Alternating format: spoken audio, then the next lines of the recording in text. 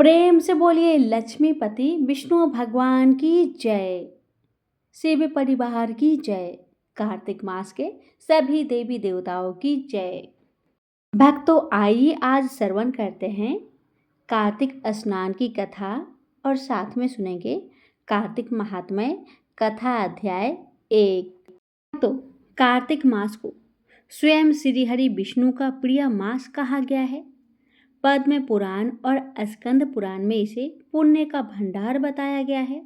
कार्तिक मास में कार्तिक स्नान का फल ब्रह्म मुहूर्त में पवित्र नदियों, सरोवर या घर पर ही स्नान करके भगवान विष्णु का पूजन करने से व्यक्ति को अच्छा पुण्य प्राप्त होता है। कहा गया है कि कार्तिक स्नान कर कार्तिक स्नान की कथा सुनने से पाप नष्ट होकर मोक्ष की प्राप्ति होती है। भक्तों, कार्तिक मास में दीपदान विशेष फलदायी होता है। तुलसी माता और श्री हरि विष्णु के सामने दीपक जलाने से जीवन के सभी अंधकार मिट जाते हैं और घर में सुख समृद्धि आती है। इस मास में तुलसी माता का पूजन, एकादशी व्रत और गीता पाठ करने का विशेष महत्व है। तुलसी विवाह भी इसी मास में होता है, जो देव उत्सव की शुरुआत मानी जाती है। कार्तिक में गौ सेवा, अन्नदान, दीपदान और गरीबों को वस्त्र दान करने से भगवान विष्णु के साथ माता लक्ष्मी की कृपा प्राप्त होती है। तो आइए भक्तों, अब हम कथा शुरू करते हैं। कथा की शुरुआत हम करेंगे प्रथम पूज्य गणेश भगवान जी की कथा के साथ।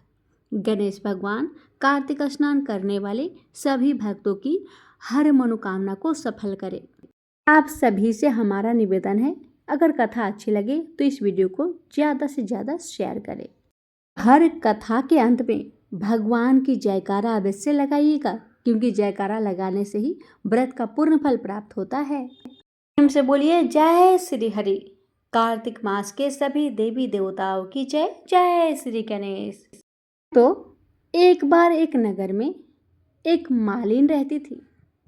उसके पति चल बसे थे।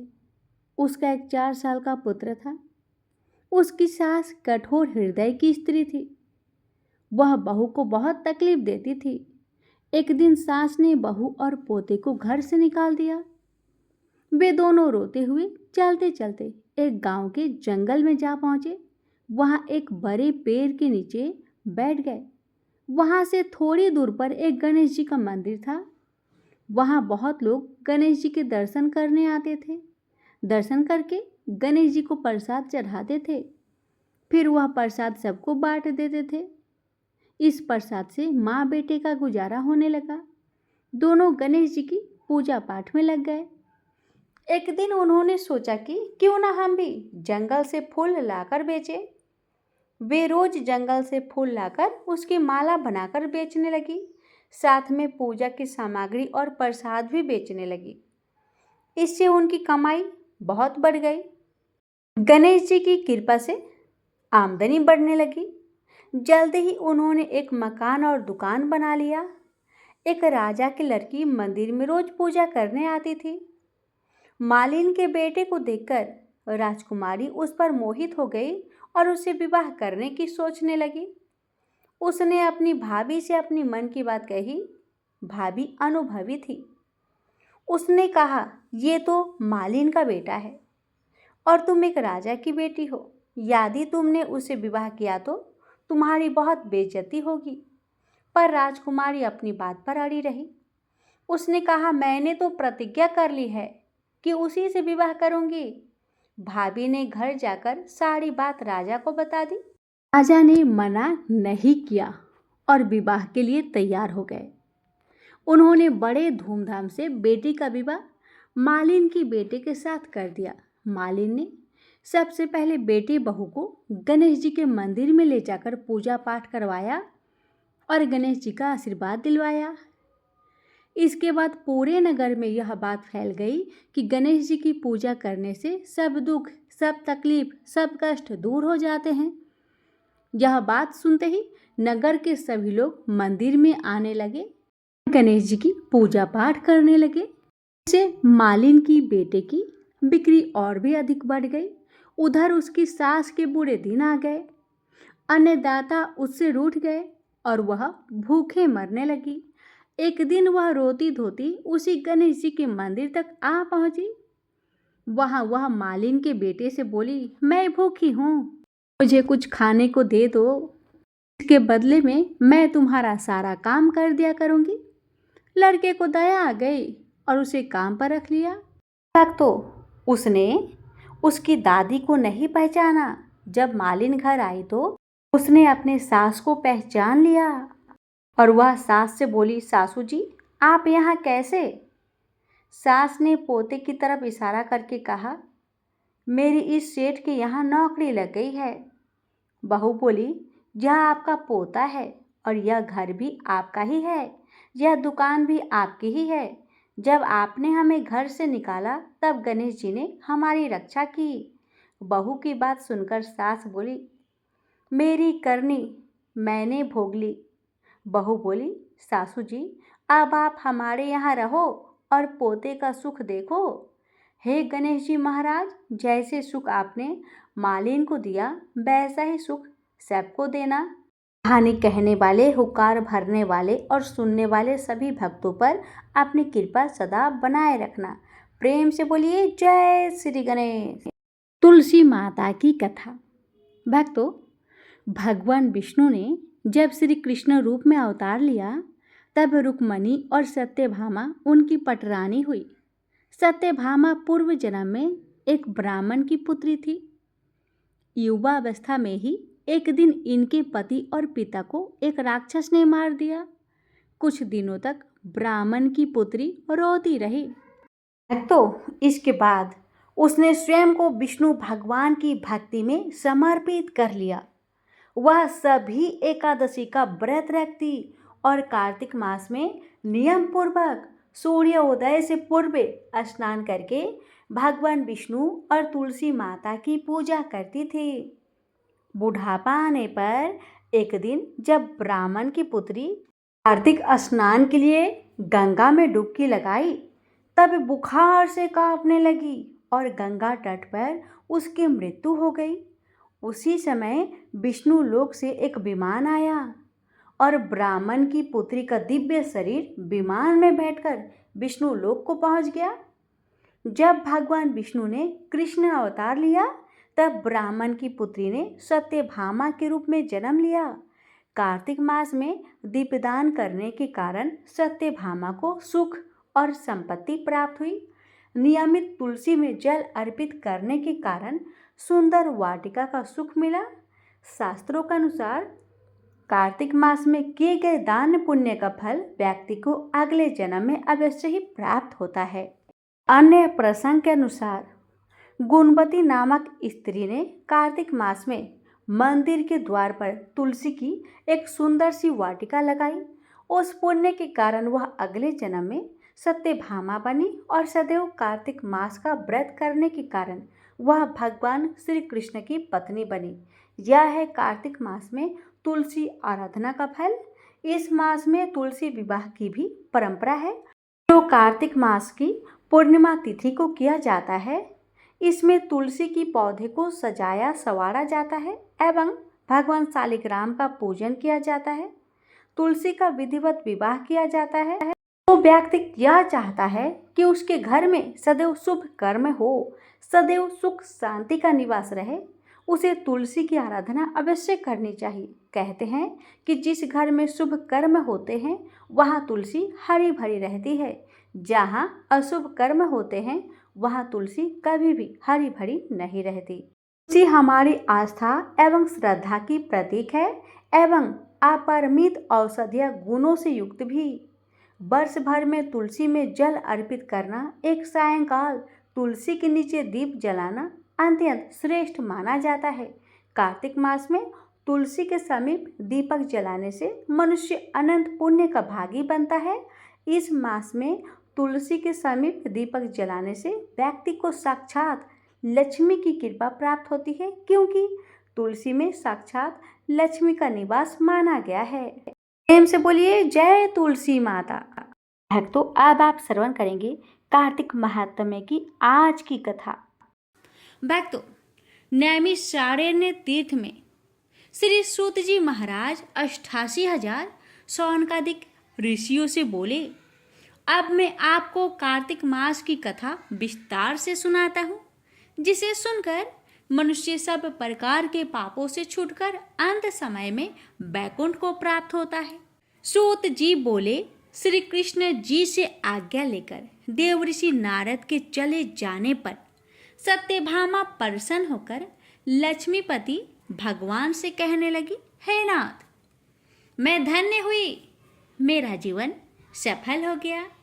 मेरे जन्मदाता भी धन्य हैं, जिन्होंने मुझ जैसी त्रिलोक्य सुंदरी को जन्म दिया, जो आपकी 16 सहस्त्र स्त्रियों के मध्य में आपकी परम प्यारी पत्नी बनी। मैंने वह कल्प वृक्ष आदि पुरुष आपके साथ नारद जी को विधि पूर्वक दान में दे दिया, परंतु वही कल्प वृक्ष मेरे घर लहराया करता है। इस बात को मृत्युलोक में कोई भी स्त्री नहीं जानती। हे त्रिलोकीनाथ, मैं आपसे कुछ पूछना चाहती हूँ। आप मुझे विस्तार पूर्वक कार्तिक महात्म्य की कथा सुनाइए, जिसको सुनकर मेरा हित हो तथा जिसके करने से कल्प प्रयत्न भी आप मुझसे विमुख ना हो। सूत जी बोले, सत्यभामा के ऐसे वचनों को सुनकर हंसते हुए श्री कृष्ण जी सत्यभामा का हाथ पकड़कर तथा अपने सेवकों को वहीं रोककर विलास युक्त अपनी पत्नी को कल्प वृक्ष के नीचे ले गए। हे प्रिय, 16,000 रानियों में से मुझे आप प्राणों के समान प्यारी हो। आपके लिए मैंने इंद्र से तथा देवताओं से भी विरोध किया था। हे कांते, जो बात आपने पूछी है उन अद्भुत बातों को सुनो। सूत जी बोले कि एक दिन श्री कृष्ण भगवान ने सत्यभामा की प्रिय कामना के लिए गरुड़ पर सवार होकर इंद्रलोक जाकर कल्प वृक्ष मांगे। तब इंद्र के मना कर देने पर गरुड़ का इंद्र से घोर युद्ध हुआ और गोलोक में गरुड़ जी ने गौओं से युद्ध किया। गरुड़ की चोंच की चोट से उनके कान और पूंछ कटकर गिर पड़े। उनके रुधिर से 3 वस्तु उत्पन्न हुई। कान से तांबाकू, पुत से गोभी और खून से मेहंदी। इन तीनों के प्रयोग करने से मोक्ष प्राप्ति नहीं होती। तब गौओं ने भी क्रोध में भरकर गरुड़ को मारा, जिससे उनके 3 पंख टूटकर गिर पड़े। इनके पहले पंख से नीलकंठ, दूसरे से मोर और तीसरे से चकवा चकवी उत्पन्न हुए। हे प्रिय, इनके दर्शन मात्र से ही शुभ फल की प्राप्ति होती है। यह सुनकर सत्यभामा बोली, हे प्रभु, मैंने पिछले जन्म में कौन कौन से दान व्रत व जप किए हैं, मेरा कैसा स्वभाव था तथा मैं किसकी पुत्री थी और मुझे मृत्यु लोक में जन्म लेना पड़ा। मैंने ऐसे कौन से शुभ कर्म किए जिससे आपकी अर्धांगिनी हुई। कृष्ण बोले, हे प्रिय, जो तुमने पूर्व जन्म में शुभ कर्म किए हैं उन्हें विस्तार पूर्वक कहता हूँ। पूर्व समय में सतयुग के अंत में मायापुरी में अत्रि गोत्र में देव शर्मा नाम का एक ब्राह्मण वेद वेदांत का जानने वाला रहता था। वह रोज अतिथियों की सेवा, हवन और सूर्य भगवान की पूजा किया करता था। उसका तेज सूर्य के समान तेजस्वी था। उसके वृद्ध अवस्था में गुणवती नाम की कन्या हुई। उसका विवाह उस पुत्रहीन ब्राह्मण ने चंद्र नाम के अपने शिष्य के साथ कर दिया। वह चंद्र को अपने पुत्र के समान मानता था तथा चंद्र भी उसे अपने पिता के समान सम्मान देता था। एक दिन वे दोनों कुश और समाधि लेने के लिए वन में गए। हिमालय की तलहटी में भ्रमण करते हुए उन्होंने एक राक्षस को आता हुआ देखा। उस राक्षस के आने से भय के मारे उनके सब अंग शिथिल हो गए और भागने की सामर्थ्य भी नहीं रही। तब उस काल में सदृश राक्षस ने उन दोनों को मार डाला। उनके धर्मात्मा होने के कारण मेरे पार्षद उनको मेरे पास बैकुंठ में ले आए। क्योंकि उन्होंने आजीवन सूर्य भगवान की पूजा की थी, उस शुभ कर्म से मैं दोनों पर अति प्रसन्न हुआ। शिव, सूर्य, गणेश जी व देवी, इन सब देवताओं की पूजा करने वाले सब स्वर्ग को प्राप्त होते हैं। मैं एक होता हुआ भी काल और कर्म के भेद से 5 प्रकार का होता हूँ। जैसे एक देवदत्त, पिता, भ्राता आदि नामों से बोला जाता है। जब वह दोनों विमान पर चढ़े हुए सूर्य के समान तेजस्वी, रूपवान, चंदन और माला धारण किए हुए मेरे भवन में आए तो दिव्य भोग भोगने लगे। भक्तों, कार्तिक मास की प्रथम अध्याय यहीं पर समाप्त हो रही है। भक्तों, अगर आपने कार्तिक मास के प्रथम दिन की महात्म्य कथा को सुन लिया है तो कल के अध्याय को अवश्य सुनिएगा, क्योंकि अधूरा कथा से व्रत का पूर्ण फल प्राप्त नहीं होता। प्रेम से बोलिए जय श्री हरि। तो श्रीमद् भगवत गीता पाठ प्रथम अध्याय सुनाने जा रही हूँ महात्म्य सहित।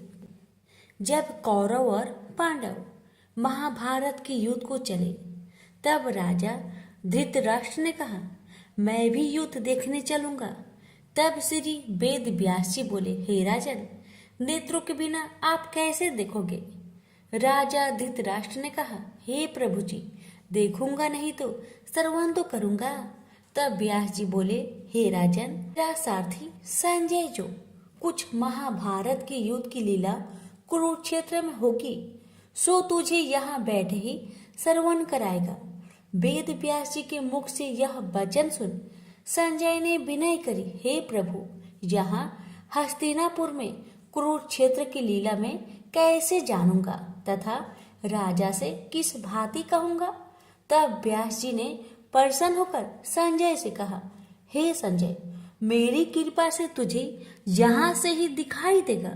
व्यास जी के इतना कहते ही संजय की दृष्टि दिव्य हो गई और उनकी बुद्धि भी दिव्य हो गई।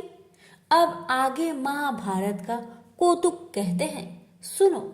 7 औचोहीनी सेना पांडवों की और 11 औचोहीनी सेना कौरवों की, यह दोनों सेनाएं कुरुक्षेत्र में जब एकत्र हुए तब धृतराष्ट्र ने पूछा, हे संजय, धर्म के क्षेत्र में युद्ध की इच्छा से एकत्र हुए मेरे और पांडु के पुत्र ने क्या किया?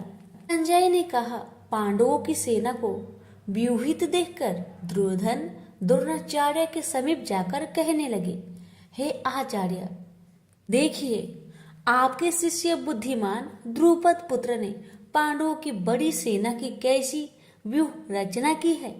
इस सेना में अर्जुन, भीम, बड़े बड़े धनुर्धारी, वीर युद्ध, धान विराट, महारथी, द्रुपद, धृतराष्ट्र, चेकितान, बलवान, पुरुजित, कुंती भोज, नरों में श्रेष्ठ, सेव्य, पराक्रमी, युद्धामनु, बलवान उत्तमौजा, अभिमन्यु व द्रौपदी के 5 पुत्र सबके सब महारथी हैं। हे ब्राह्मण श्रेष्ठ, आपके स्मरणार्थ अब मैं सेना के प्रधान सेनापतियों के नाम का वर्णन करता हूँ। आप भीष्म, कर्ण, युद्ध विजयी, कृपाचार्य, अश्वत्थामा, विक्रम, सोमदत्त का पुत्र भूरिश्रवा और बहुत से शूरवीर मेरे लिए प्राण तक देने को तैयार है। ये लोग शास्त्र चलाने में बहुत चतुर है और सब युद्ध विद्या में प्रवीण है। हमारी सेना, जिसकी भीष्म रक्षक है, अपार बल है और उनकी सेना की, जिसमें भीम रक्षक है, थोड़ा सा बल है। अब आप सब अपने मोर्चों पर सावधान रहकर सेनापति भीष्म की रक्षा कीजिए। कुरुवृत्त भीष्म पितामह ने दुर्योधन को प्रसन्न करते हुए और ऊंचे स्वर में गरजते हुए शंख बजाया। फिर चारों ओर शंख, नगाड़े, ढोल, गोमुख आदि अनेक बाजे बजने लगे, जिनका बड़ा भयंकर शब्द हुआ। जिनके अंतरल सफेद घोड़े के रथ पर बैठे माधव और पांडव अर्जुन ने भी दिव्य शंख को बजाया। श्री कृष्ण ने पांचजन्य और अर्जुन ने वेददत्त नामक शंखों को और भीषण कर्म करने वाले भीम ने पौंड्रक नामक बड़े शंख को बजाया। कुंती पुत्र धर्मराज युधिष्ठिर ने अनंत विजय, नकुल ने सुघोष, सहदेव ने मणि पुष्पक तथा महान धनुर्धर काशीराज शिखंडी, धृष्टद्युम्न ने विराट, अपराजित, सत्यकी, राजा द्रुपद और द्रौपदी के पांचों पुत्र तथा महाबाहु अभिमन्यु, इन सब वीरों ने अपने अपने शंखों को बजाया। उन शंखों के भारी शब्द से आकाश और पृथ्वी गूंज उठी और धृतराष्ट्र के पुत्र के हृदय कांप उठे। हे राजन, अर्जुन ने कौरवों को युद्ध के लिए प्रस्तुत देखकर श्री कृष्ण जी से कहा, हे अच्युत्य, मेरा रथ दोनों सेनाओं के बीच में खड़ा कीजिए, जिससे मैं युद्ध करने वालों को देख लूं कि इस रणभूमि में मुझे किन किन के साथ युद्ध करना चाहिए। दुर्बुद्धि दुर्योधन से प्रीति करने वाले जो संग्राम के लिए यहाँ एकत्र हुए हैं, उनको देख सकूं। संजय कहने लगे, हे राजन। अर्जुन की बात सुनकर श्री कृष्ण ने भीष्म, द्रोण आदि वीरों के सामने उत्तम रथ को खड़ा करके कहा, हे वीर संग्राम के लिए उद्धत इन कौरों को देख लो। अर्जुन ने चाचा, बाबा, गुरु, मामा, भाई, पौत्र, ससुर और स्वजनों को शस्त्रों से सुसज्जित खड़े देखा और उसने इन दोनों सेनाओं में अपने ही सब बांधवों को खड़ा देखकर परम दर्याद हो अत्यंत खेद के साथ यह वचन कहे, हे कृष्ण, संग्राम की इच्छा से आए इन अपने बंधुओं को देख मेरे अंग ढीले हो रहे हैं और मुख सूखा जा रहा है। मेरा शरीर व्याकुल हो रहा है, रोमांच खड़े होते हैं, गांडीव हाथ से गिरा जाता है, त्वचा जली जा रही है। हे केशव, मुझ में खड़े रहने की सामर्थ्य नहीं, मेरा मन चक्कर खा रहा है और सब लक्षण में उल्टा देख रहा हूँ और संग्राम में स्वजनों का वध करके कोई लाभ भी नहीं होगा। हे कृष्ण, मैं जीत कर राज्य व सुख भी नहीं चाहता हूँ। हे प्रभु, हमको राज्य भोग और जीवन से क्या काम है, क्योंकि जिनके लिए राज्य भोग और सुख की इच्छा की जाती है, वे सब संग्राम में प्राण और धन की ममता छोड़ मरने को तैयार है। और आचार्य, पिता, पुत्र, पितामह, मामा, ससुर, पौत्र, साले और संबंधी ये सब मुझे मारे तो भी हे मधुसूदन, मैं इन्हें मारने की इच्छा नहीं करूंगा। हे जनार्दन, त्रिलोकी के राज्य के लिए भी मैं इन्हें मारने की इच्छा नहीं करूंगा। हे जनार्दन, त्रिलोकी के राज्य के लिए भी मैं इन्हें नहीं मारना चाहता। फिर इस पृथ्वी के लिए तो कहना ही क्या। हे जनार्दन, धृतराष्ट्र के पुत्र को मारकर हमारा क्या होगा? इन अताइयों का वध करने से पाप ही होगा, इसलिए हमें अपने भाई धृतराष्ट्र के पुत्र को मारना अनुचित है। हे माधव, स्वजनों को मारकर क्या हम सुखी रह सकते हैं? सब लोभ के वशीभूत है और कुल के नाश करने तथा मित्र द्रोह करने में पाप को नहीं देखते। कुल नाश को जानते हुए भी हमको इस पातक से क्यों नहीं दूर रहना चाहिए? कुल का नाश होने से कुल के प्राचीन धर्म नष्ट हो जाते हैं, फिर धर्म नाश होने से कुल में पाप बढ़ता है। हे श्री कृष्ण, पाप से कुल की स्त्रियां वैभवचारिणी हो जाती है, जिनसे वर्ण संकर संतान उत्पन्न होती है। तो वर्ण संकर जिन पुरुषों ने कुल को नष्ट किया है, उनको तथा उस कुल को नरक में पहुंचाते हैं, क्योंकि श्राद्ध, तर्पण आदि बंद हो जाते हैं। वर्ण संकर बनाने वाले दोषों से कुल ध्वंसकों की जाति, धर्म और कुल धर्म निरंतर नाश हो जाते हैं। हे जनार्दन, मैंने बराबर सुना है कि कुल धर्म नष्ट होने से निश्चय नरक वास करना चाहिए। हाय, हम बड़ा पातक करने को तैयार है, जो राज्य सुख के लाभ से अपने स्वजनों को ही मारने की कोशिश कर रहे हैं। मुझे शस्त्र सहित एवं उपायहीन को रणभूमि में बांधकर डाल दे तो मेरा बहुत कल्याण हो। संजय ने कहा, हे राजन, यह कहकर अत्यंत दुखित होकर अर्जुन ने उसी समय धनुष बाण फेंक दिया और रथ के पिछले भाग में जा बैठा। प्रेम से बोलिए श्री कृष्ण भगवान की जय। यहीं पर श्रीमद् भगवत गीता पाठ प्रथम अध्याय समाप्त हुआ। अब सुनेंगे प्रथम अध्याय का महात्म्य। एक समय पार्वती जी ने पूछा, हे महादेव जी, किस ज्ञान के बल से आपको संसार के सब लोग शिव कहकर पूजते हैं? मृग छाला ओढ़े, सब अंगों में शमशानों की विभूति लगाए, गले में सर पर मुंडों की माला पहने हुए हो, इनमें तो कोई भी पवित्र नहीं है, फिर आप किस ज्ञान से पवित्र माने जाते हो? यह आप कृपा करके कहिए। श्री महादेव जी बोले, हे प्रिय, सुनो, गीता ज्ञान को हृदय में धारण करने से मैं पवित्र माना जाता हूँ और इस ज्ञान से मुझे बाहर के कर्म नहीं व्यापते। तब पार्वती जी ने कहा, हे भगवान, जिस गीता ज्ञान की आप ऐसी स्तुति करते हैं, उसके श्रवण करने से कोई कृतार्थ भी हुआ है? तब महादेव जी ने कहा, इस ज्ञान को सुनकर बहुत से जीव कृतार्थ हुए हैं और आगे भी होंगे। मैं तुझसे एक पुरातन कथा कहता हूँ, तुम श्रवण करो। एक समय पाताल लोक में शेषनाग की सैया पर श्री नारायण जी नेत्र मूंद कर आनंद में मग्न थे। उस समय भगवान के चरण दबाती हुई श्री लक्ष्मी जी ने पूछा, हे प्रभु, निद्रा और आलस्य उन पुरुषों को व्यापता है जो जीव तामसी है, फिर आप तो तीनों गुणों से अतीत हो, श्री नारायण प्रभु वासुदेव हो, यह मुझको बड़ा आश्चर्य है। श्री नारायण जी बोले, हे लक्ष्मी, मुझको निद्रा आलस्य नहीं व्यापता।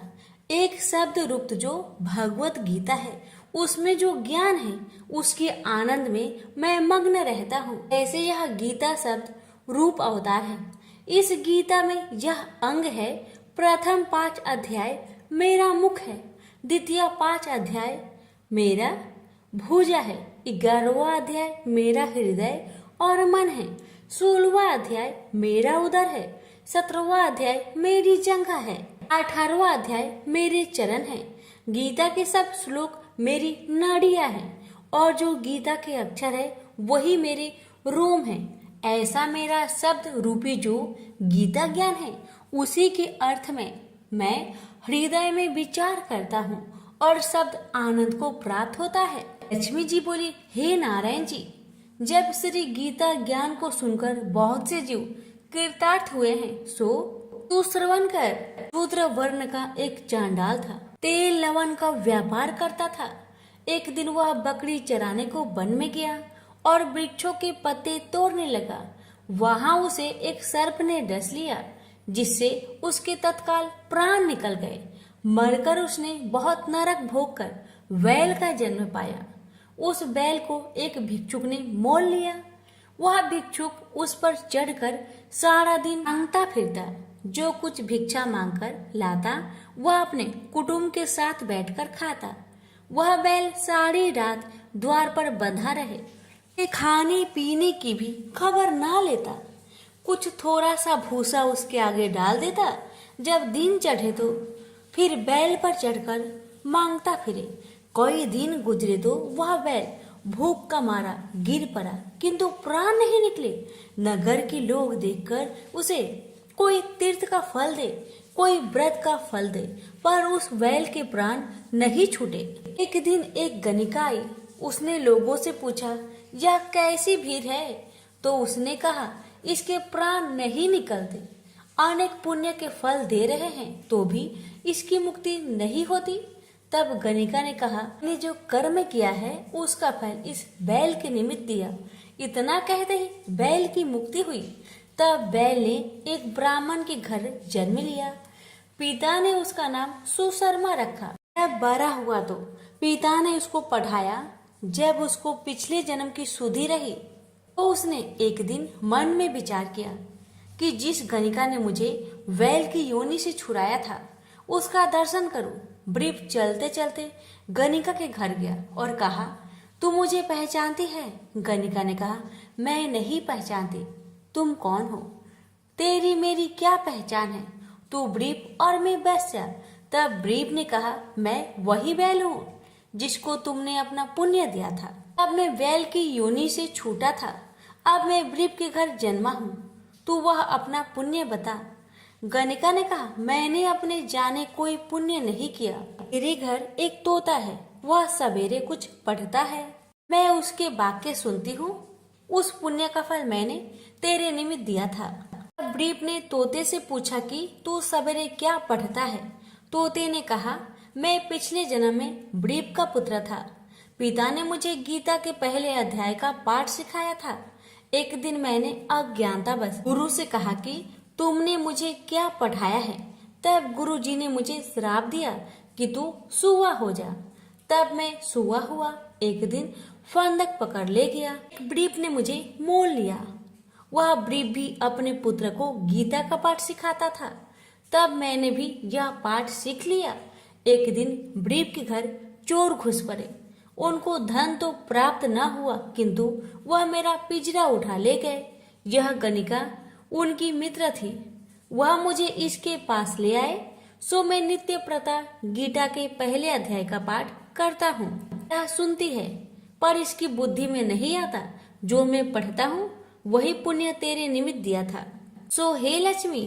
तब गणिका ने बुरे कर्म छोड़ दिए, नित्य प्रति स्नान करे और श्री गीता जी के प्रथम अध्याय का पाठ करे। इससे उसकी भी मुक्ति हुई। श्री नारायण जी ने कहा, हे लक्ष्मी जी, जो कोई अनजान कर भी गीता का पाठ करे उसको भी मुक्ति मिलेगी। प्रेम से बोलिए उमापति शंकर भगवान की जय, लक्ष्मी नारायण की जय। भक्तों, अब आप सभी श्रवण करेंगे महापुण्यदायी भगवान विष्णु के राम अवतार की कथा। श्री राम की पावन चैत्र कथा की महिमा ऐसी है कि इसे कहने और सुनने से जिस आत्मिक सुख की अनुभूति होती है वह अवर्णनीय है। साधु परंपरा में राम कथा का श्रवण नित्य नियम माना जाता है और राम का नाम भारत भूमि पर प्रतिदिन करोड़ों कंठों से निकलता है। औपचारिक व्यवहार में भारत में राम राम का पारस्परिक आदान प्रदान यहाँ की संस्कृति का अभिन्न अंग है।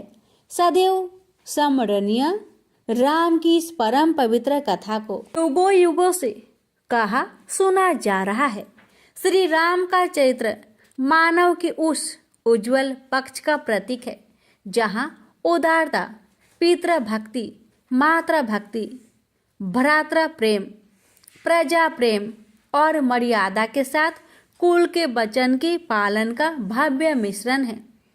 इस धारा पर यदि भगवान भी अवतरित होते हैं तो उन्हें भी मानव जीवन की उन समस्याओं और परंपराओं का निर्वाह करना ही पड़ता है, क्योंकि उनके अवतार का उद्देश्य होता है मानव से महामानव बनने का उदाहरण पेश करना।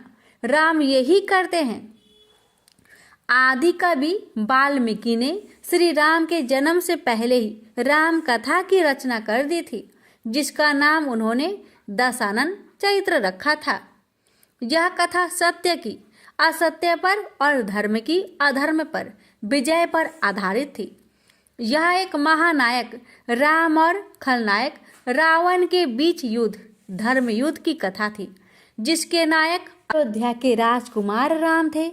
राम के चरित्र का जो वर्णन आदि कवि ने किया वह इतना भव्य था कि वे स्वयं श्री हरि से प्रार्थना करने लगे थे कि हे प्रभु, उस चरित्र को धरातल पर उतारने, उनकी कल्पना को साकार करने और समस्त संसार को सुखी करने के लिए मनुज रूप में अवतरित हो। भगवान नारायण श्री हरि अपने परम भक्त की इच्छा को कैसे टाल सकते थे। राम कथा को श्लोकबद्ध करने का श्रेय सर्वप्रथम आदि कवि वाल्मीकि को ही दिया जाता है। गोस्वामी तुलसीदास 16वीं शताब्दी में जन्मे ऐसे परम भक्त हुए हैं जिन्होंने राम कथा का सुंदर मनोहारी छंदबद्ध वर्णन करके संसार को ऐसा पावन ग्रंथ दिया जो आज भारतीय संस्कृति का अभिन्न अंग है। ऐसा कोई हिंदू परिवार न होगा जिसके पास यह पावन ग्रंथ न हो और इसका नित्य पाठ न होता हो। तुलसीदास के विषय में कहा जाता है कि उन्होंने यह पावन कथा राम भक्त हनुमान के मुख से सुनी थी और इसमें उन्होंने राम जन्म के कारणों का बड़ा सुंदर वर्णन किया। इस महाकाव्य भाषा शैली और तारमयता को देखकर यह मानवीय कार्य नहीं लगता। इससे यह पुष्टि होती है कि श्री राम की प्रेरणा और हनुमान की कृपा से ही तुलसीदास ऐसी लयबद्ध, अर्थपूर्ण और सागर गर्भित रामचरितमानस की भव्य रचना कर पाए। हिंदी काव्य और व्याकरण की ऐसी कौन सी शोभा है जो इस ग्रंथ में विद्यमान नहीं है। राम कथा का सर्वप्रथम वर्णन ब्रह्मा जी ने गौरूपी पृथ्वी से किया, जहाँ देव ऋषि नारद जी उपस्थित थे। नारद के द्वारा यह कथा विभिन्न संतों से कही गई। मुनि अगस्त्य ने भी इस पावन कथा का प्रचार प्रसार बड़े ही भक्ति भाव से किया। तुलसीदास जी ने सभी की वंदना करते हुए राम कथा को रामचरितमानस के द्वारा भव्यता प्रदान की। भगवान श्री हरि जग जननी माता लक्ष्मी के साथ क्षीर सागर में नित्य निवास करते थे। ब्रह्मा रूप में सृष्टि का सृजन, विष्णु रूप में उसका पालन और शिव रूप में संहार अर्थात संतुलन करते थे। जब जब धरा पर दुष्ट शक्तियों का प्रभाव बढ़ गया है और धर्म का ह्रास होता है, तब तब श्री हरि भिन्न भिन्न रूप धरकर अवतरित होते हैं। श्री हरि का पहला अवतार मत्स्य अवतार था। महाप्रलय के समय सृष्टि को बचाने के लिए श्री हरि ने मत्स्य अवतार लिया और हायग्रीव नाम के राक्षस को मारकर वेदों की रक्षा की। राक्षस हायग्रीव महाप्रलय के समय ब्रह्मा जी के मुख से निकले वेदों को निकलकर भाग गया। महाप्रलय के समय सभी सृष्टि अंशों को सुरक्षित कर मत्स्य रूपी श्री हरि ने सृष्टि की पूर्ण रचना की। नरसिंह पुराण के अनुसार उनका दूसरा अवतार कूर्म अवतार है। कहते हैं कि एक बार इंद्र को क्रोधी महामुनि दुर्वासा ने परिजात पुष्पों का दिव्य हार उपहार में दिया था। इंद्र ने उसे तुच्छ जानकर उसे फेंक दिया। अपने उपहार का ऐसा अपमान देखकर क्रोधी दुर्वासा ने इंद्र को श्राप दे दिया कि तेरा वैभव नष्ट हो जाएगा। श्राप के अनुसार लक्ष्मी जी रसातल में चली गई और देवताओं की शक्ति छीन हो गई। इससे दुखी होकर देवता श्री हरि के पास गए और अपनी व्यथा सुनाई। इधर असुरों ने देवताओं की शक्ति छीन होते देख अमरावती पर अधिकार कर लिया।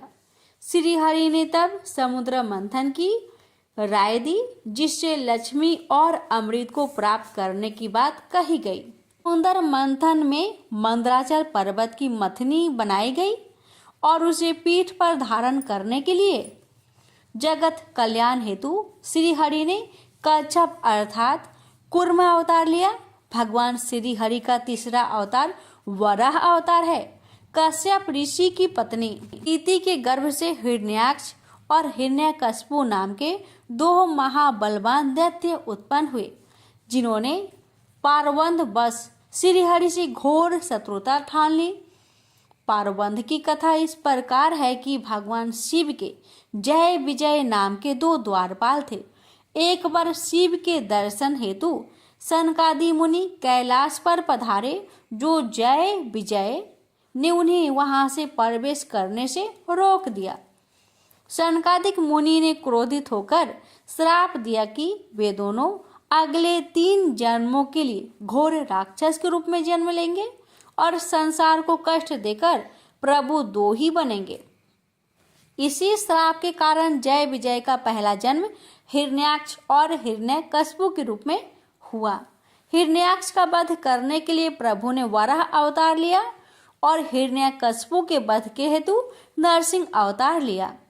अपने परम भक्त प्रहलाद के भक्ति और यश को चिरतार्थी रखने हेतु श्री हरि ने नरसिंह के रूप में अवतार लिया।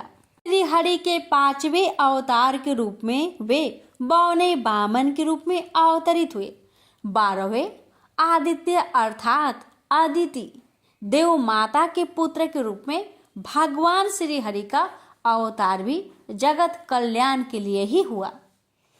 परम भक्त प्रहलाद का पुत्र असुरराज बलि ने अपनी उदारता, दानशीलता और तप से तीनों लोकों को जीतकर असुरी साम्राज्य का विस्तार कर लिया था।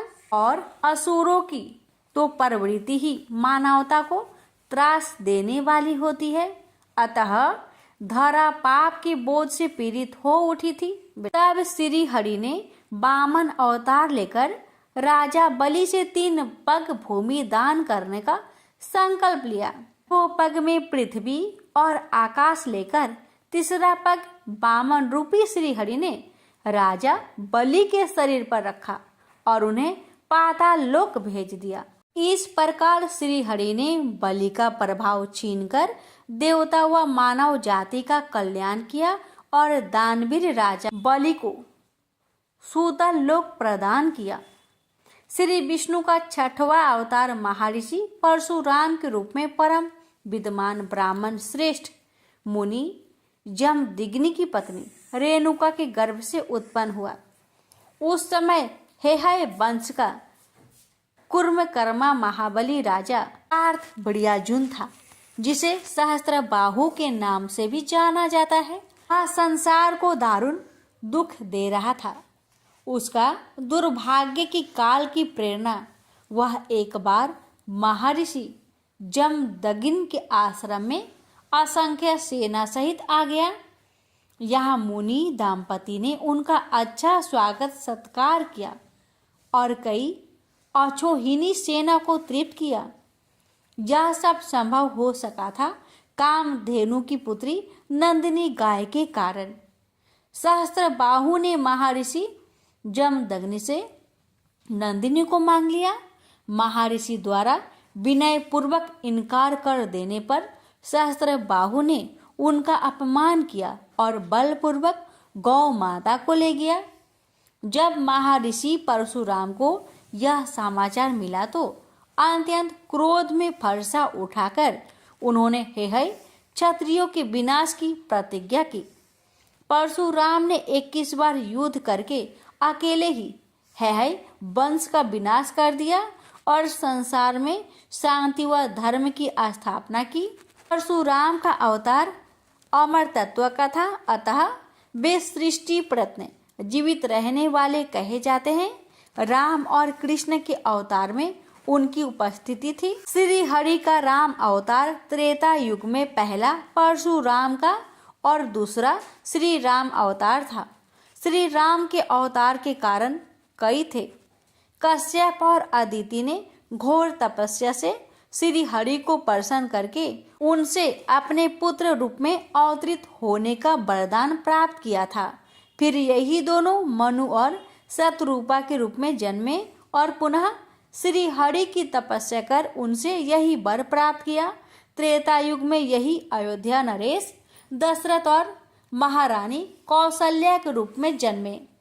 श्री हरि ने उनकी घोर तपस्या से प्रसन्न होकर उनके पुत्र के रूप में जन्म लिया। यह प्रभु श्री राम के अवतार का एक प्रमुख कारण था। श्री हरि ने मनुज राम रूप में जन्म लेने का एक और रोचक कारण देवऋषि नारद का कौतुक भरा चरित्र रहा है।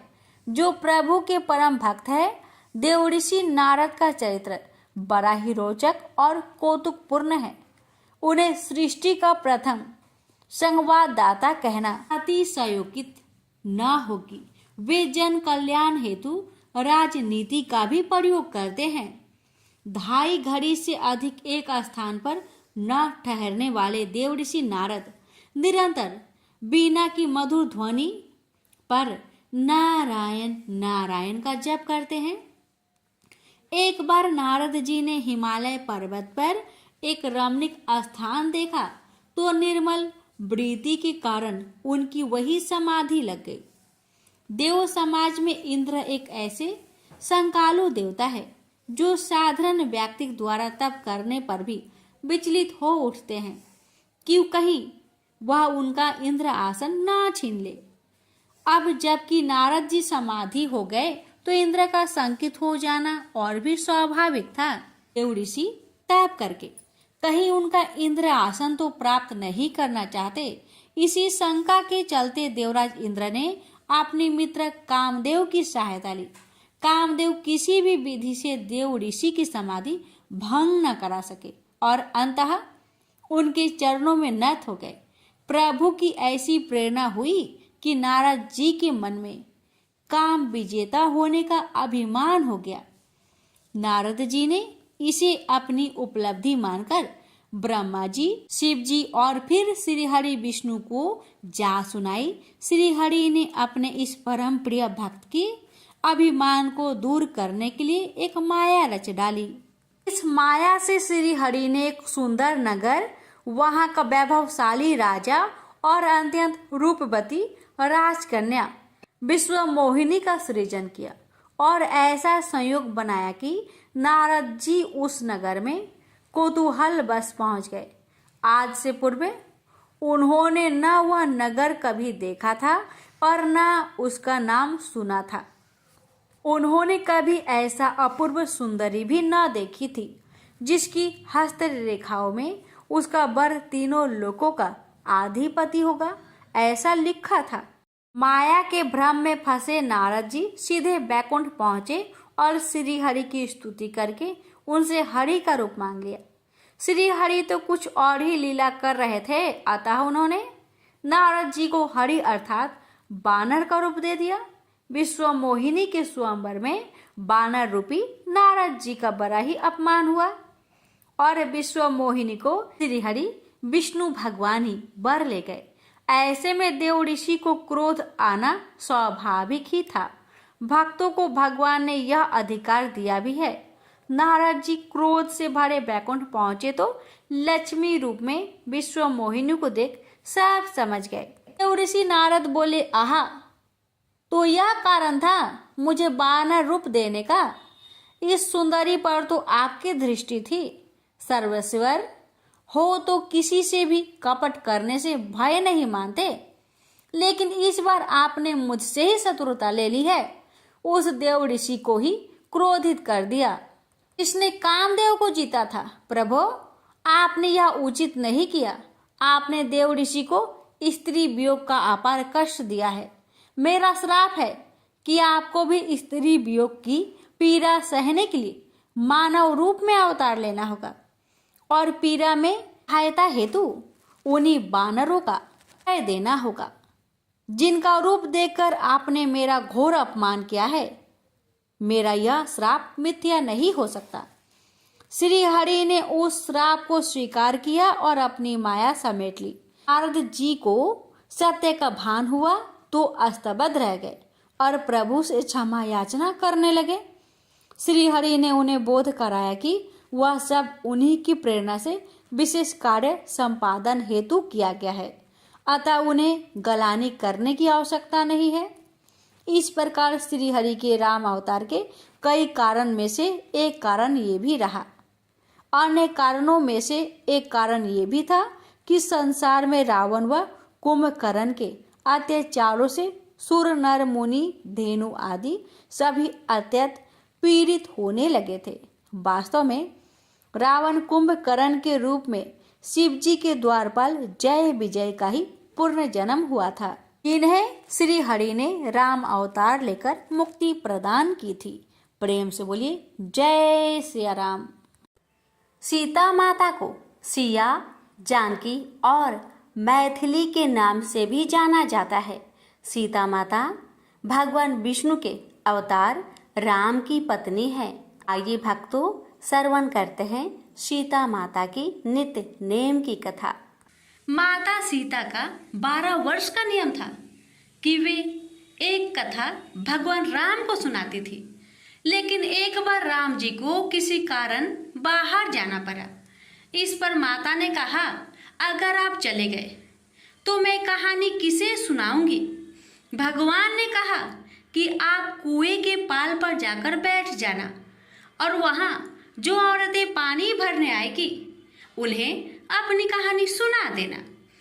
देवी सीता ने बिल्कुल वैसा ही किया और कुएं के पास जाकर बैठ गई।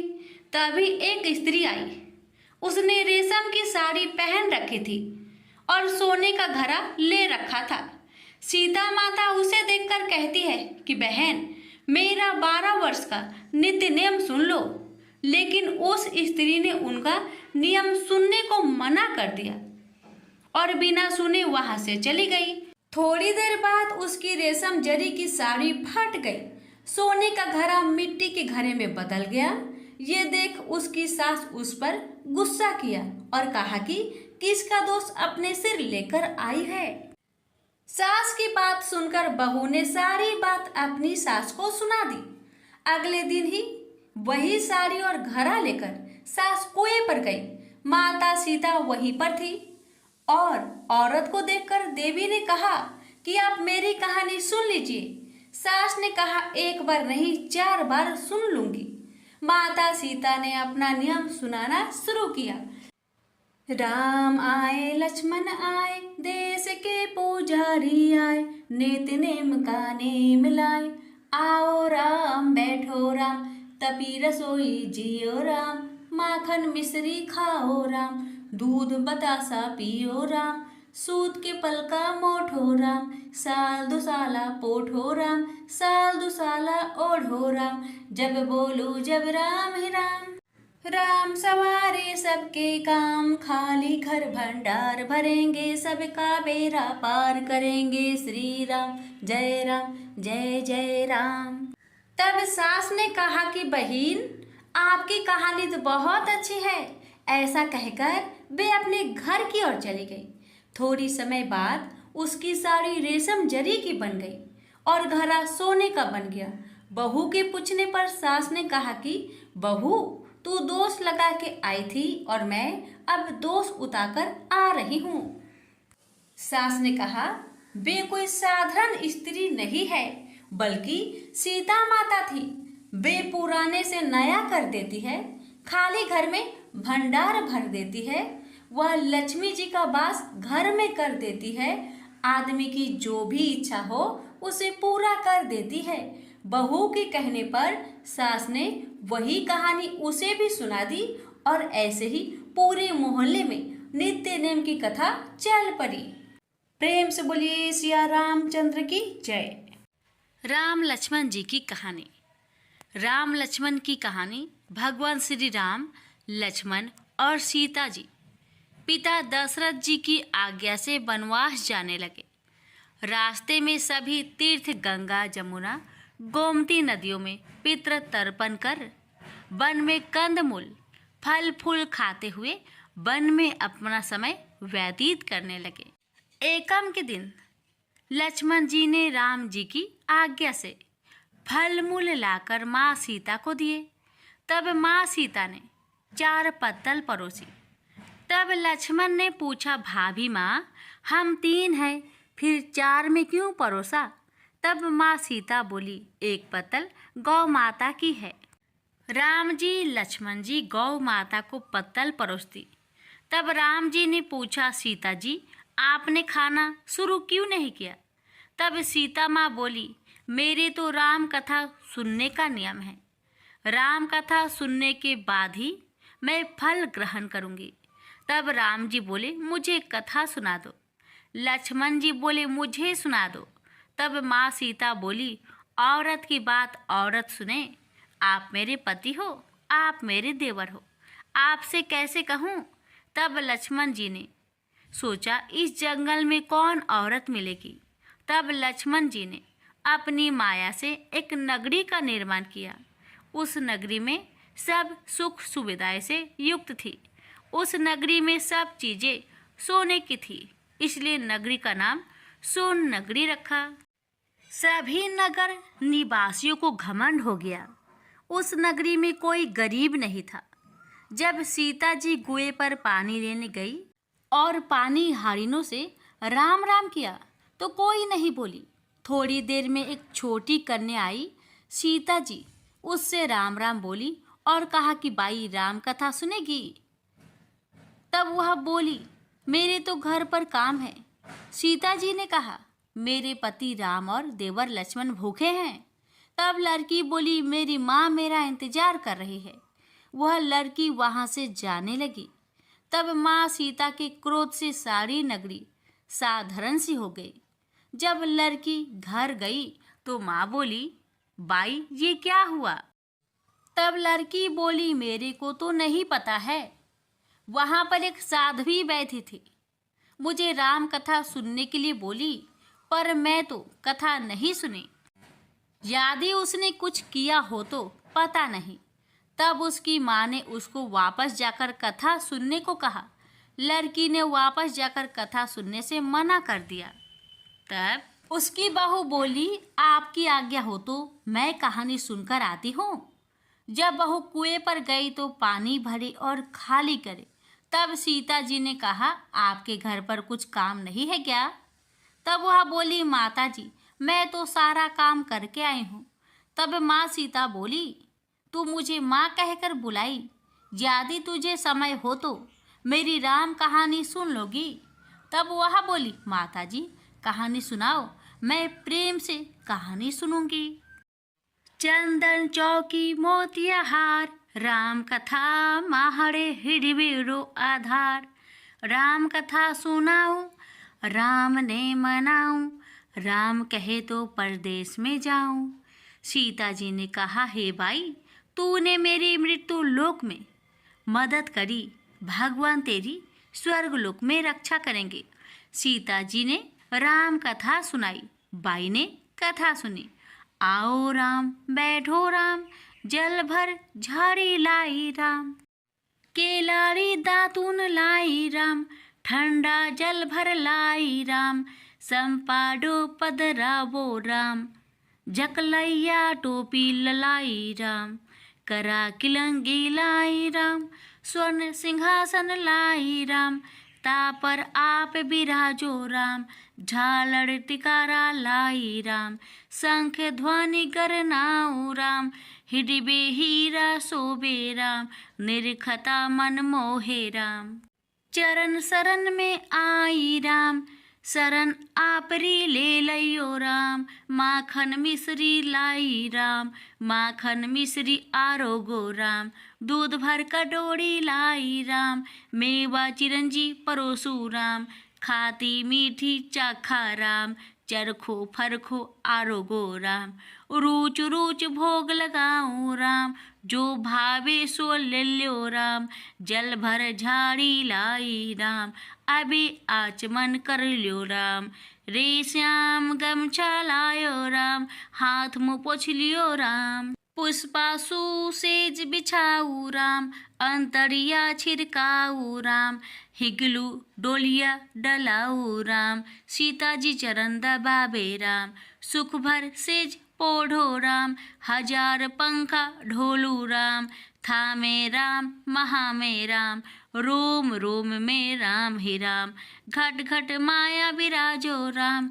मुख में तुलसी बोलो राम, खाली मिजाज काई काम। जब बोलो जब राम ही राम, बोलो पंछी राम राम। पूर्ण होवे मंगल काम।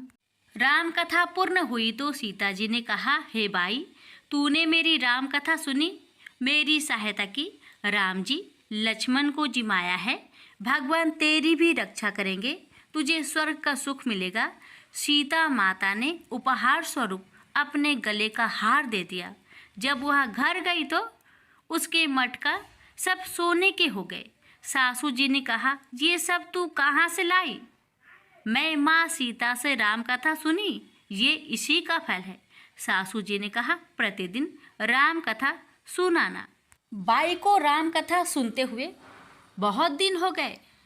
अब उसने माँ सीता से पूछा, इसका उद्यापन विधि बतलाओ। तब सीता जी ने कहा, 7 लड्डू लाना, 1 नारियल लाना, उसके 7 भाग करना, 1 भाग मंदिर में चढ़ाना, जिससे मंदिर बनावे जितना फल होता है। 1 भाग सरोवर के किनारे गाड़ देना, जिससे सरोवर खुदवाने जितना फल होता है। एक भाग भागवत गीता पर चढ़ाना, जिससे भागवत गीता पाठ करवाने जितना फल होगा। एक भाग तुलसी पर चढ़ाना, जिससे तुलसी विवाह जितना फल होगा। एक भाग कवाड़ी कन्या को देवे, जिससे कन्या विवाह जितना फल होगा। एक भाग सूरज भगवान को चढ़ाना, जिससे 33 करोड़ देवी देवता को भोग लगाने जितना फल होगा। अब उसने विधि पूर्वक उद्यापन कर दिया। माता सीता के पास आई। माता, मैंने तो विधि पूर्वक उद्यापन कर दिया, अब 7 दिन बाद बैकुंठ से विमान आएगा। गांव के सारे लोग एकत्र हो गए और पूछने लगे कि बाई, तूने ऐसा कौन सा धर्म पुण्य किया?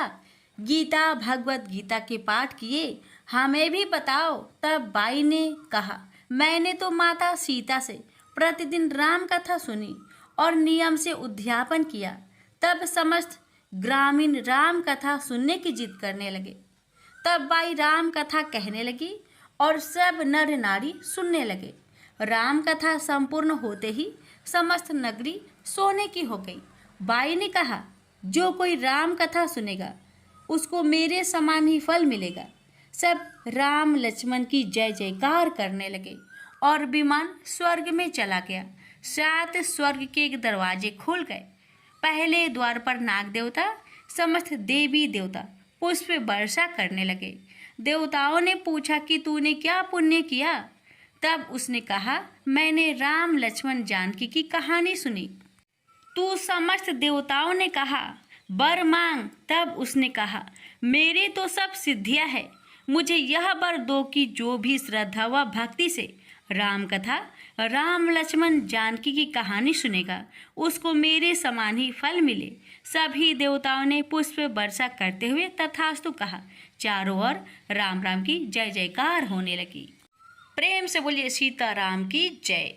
लंकापति रावण के वध के बाद जब अयोध्यापति प्रभु श्री राम की कीर्ति दूर दूर तक फैल रही थी और वह मर्यादा पुरुषोत्तम कहलाने लगे, तब एक दिन महादेव शिव की इच्छा भी मर्यादा पुरुषोत्तम श्री राम से मिलने की हुई। पार्वती को संग लेकर महादेव कैलाश पर्वत उतरकर अयोध्या नगरी के रास्ते चल पड़े। भगवान शिव और माँ पार्वती को अयोध्या आया देखकर राम जी बहुत खुश हुए। माता जानकी ने उनका उचित आदर सत्कार किया और स्वयं भोजन बनाने के लिए रसोई में चली गई। इस बीच भगवान शिव ने श्री राम जी से पूछा, आपके सेवक हनुमान जी दिखाई नहीं पड़ रहे हैं? श्री राम बोले, वे बगीचे में हैं। शिव जी ने श्री राम जी से बगीचे में जाने की अनुमति मांगी और पार्वती जी का हाथ थामकर बगीचे में आ गए। बगीचे की खूबसूरती देखकर उनका मन मोहित हो गया। आम के एक घने वृक्ष के नीचे हनुमान जी दीन दुनिया से बेखबर गहरी नींद में सोए थे और एक लय में खराटे से राम नाम की ध्वनि उठ रही थी। चकित होकर शिवजी और माता पार्वती एक दूसरे की ओर देखने लगे। माता पार्वती मुस्कुरा उठी और वृक्ष की डालियों की ओर इशारा किया। राम नाम सुनकर पेड़ की डालियां भी झूमने लगी थी और इनके बीच से भी राम नाम उच्चारित हो रहा था। शिव जी इस राम नाम की धुन में मस्त मगन होकर खुद भी राम राम कहकर नाचने लगे। माता पार्वती जी ने भी अपने पति का अनुसरण किया और अपने कोमल पैर थिरकाने लगी। शिव जी और पार्वती जी के नृत्य से ऐसी झनकार उठी कि स्वर्ग लोक के देवतागण भी आकर्षित होकर बगीचे में आ गए और राम नाम की धुन में सभी मस्त हो गए। माता जानकी भोजन तैयार करके प्रतीक्षार्थ थी, परंतु संध्या घिरने तक भी अतिथि नहीं पधारे। तब अपने देवर लक्ष्मण जी को बगीचे में भेजा। लक्ष्मण जी तो स्वयं को श्री राम का सेवक ही मानते थे। अब बगीचे में आकर जब उन्होंने धरती पर स्वर्ग का नजारा देखा तो खुद भी राम नाम की धुन में झूम उठे। महल में माता जानकी परेशान हो रही थी कि अभी तक भोजन ग्रहण करने कोई भी क्यों नहीं आया। उन्होंने श्री राम जी से कहा, भोजन ठंडा हो रहा है, चलिए हम ही जाकर बगीचे में से सभी को ले आए। जब राम जी बगीचे में गए तो वहां राम नाम की धूम मची हुई थी। हनुमान जी गहरी नींद में सोए हुए थे और उनके खराटों से अभी तक राम नाम निकल रहा था। श्री राम भाव विहल हो उठे। राम जी ने हनुमान जी को नींद से जगाया और प्रेम से उनकी तरफ निहारने लगे।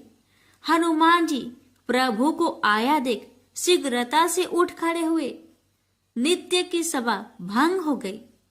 शिव जी खुले कंठ से हनुमान जी की राम भक्ति की सराहना करने लगे। हनुमान जी सकुचाए लेकिन मन ही मन खुश हो रहे थे। श्री सिया राम ने भोजन करने का आग्रह भगवान शिव जी से किया। तभी लोग महल में भोजन करने के लिए चल पड़े। माता जानकी भोजन परोसने लगी। हनुमान जी को भी श्री राम जी ने पंक्ति में बैठने का आदेश दिया।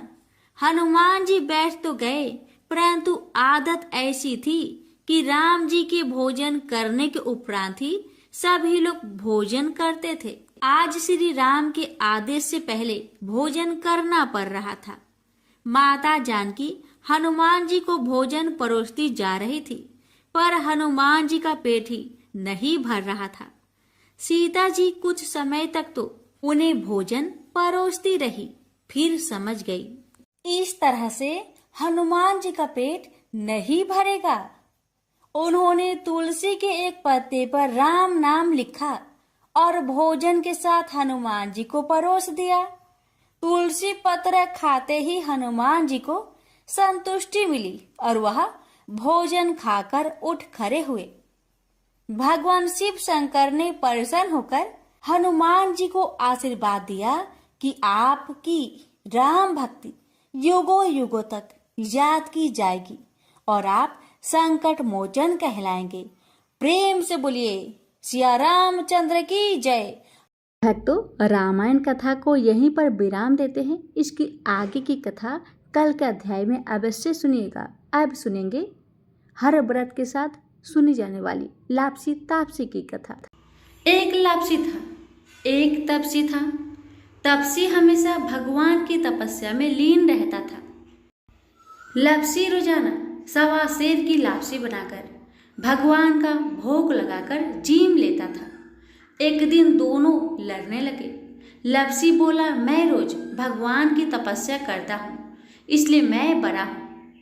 लापसी बोला कि मैं रोज भगवान को सवा सेर लापसी का भोग लगाता हूँ, इसलिए मैं बड़ा हूँ।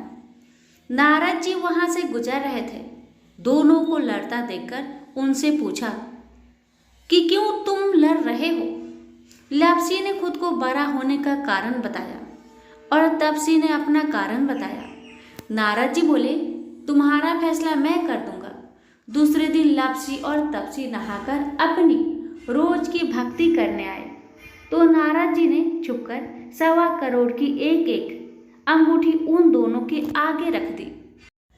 तपसी की नजर जब अंगूठी पर पड़ी तो उसने चुपचाप अंगूठी उठाकर अपने नीचे दबा ली। लापसी की नजर अंगूठी पर पड़ी लेकिन उसने ध्यान नहीं दिया। भगवान को भोग लगाकर लापसी खाने लगा। नारद जी सामने आए तो दोनों ने पूछा कि कौन बड़ा। तो नारद जी ने तपसी को खड़ा होने को कहा। वो खड़ा हुआ तो उसके नीचे दबी अंगूठी दिखाई पड़ी। नारद जी ने तपसी से कहा, तपस्या करने के बाद भी तुम्हारी चोरी करने की आदत नहीं गई, इसलिए लापसी बना है और तुम्हें तुम्हारी तपस्या का कोई भी फल नहीं मिलेगा। तपसी शर्मिंदा होकर माफी मांगने लगा। उसने नारद जी से पूछा, मुझे मेरी तपस्या का फल कैसे मिलेगा। नारद जी ने कहा, यदि कोई गाय और कुत्ते की रोटी नहीं बनाएगा तो फल तुझे मिलेगा। यदि कोई ब्राह्मण को भोजन करवाकर दक्षिणा नहीं देगा तो फल तुझे मिलेगा। यदि कोई साड़ी के साथ ब्लाउज नहीं देगा तो फल तुझे मिलेगा। यदि कोई दिए से दिया जलाएगा तो फल तुझे मिलेगा। यदि कोई सारी कहानी सुने लेकिन तुम्हारी कहानी नहीं सुने तो फल तुझे मिलेगा। उसी दिन से हर व्रत कथा कहानी के साथ लापसी तापसी की कहानी भी सुनी और कही जाती है। प्रेम से बोलिए लक्ष्मी नारायण की जय।